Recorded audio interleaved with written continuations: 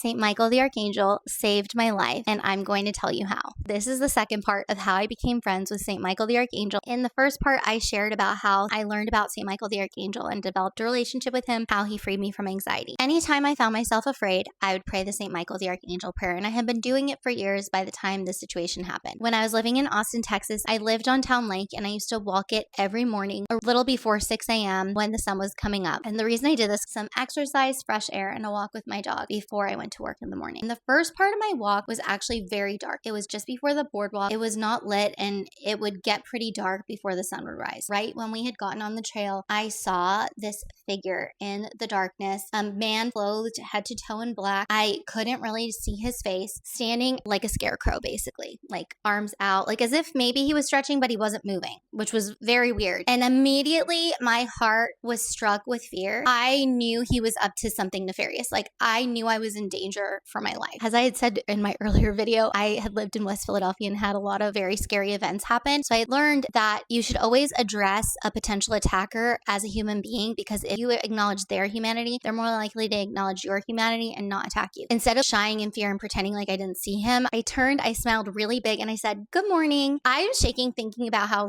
actually terrifying this situation was now, all these years later. I confidently kept my chin up and kept walking. I didn't keep turning around. I didn't act scared. And immediately after I said good morning, I started praying the St. Michael the Archangel prayer, and I immediately felt like I was going to be okay. I felt as if St. Michael himself was standing behind me with his giant wings protecting me and blocking me from this person. I continued walking. I continued praying. My dog and I continued on our way. For reference, in case you think my dog scared this person away, my dog was a 5-pound chihuahua. So he was not a big dog. Part of Town Lake I lived on, I had to walk in and then walk out. And when I was walking back out, I saw the area that I had been in before covered in police, cars, lights, everything. I thought that was strange, but I just avoided it. I walked off the trail with my dog to my apartment. My friend that morning texted me and said, "Mary, are you okay?" And I was like, "Yeah, I'm fine. What's going on?" And she said, "I know you walk Town Lake every morning, and right next to your apartment, a man attacked a woman, and she was able to get away with her life, but he assaulted her and tried to kill her." I've heard people say that prayer can protect you spiritually, but not physically, but I do not believe that. I know that St. Michael protected me in that moment and guarded me from nefarious forces. Learn the St. Michael the Archangel prayer and pray it every day. I have even more stories about my encounters with angels in this video on my YouTube channel. I'm also posting a video praying to St. Michael the Archangel, so if you want to learn the prayer, check that out. Follow Little Girl Arise for more tips on how to live a Christ-centered life.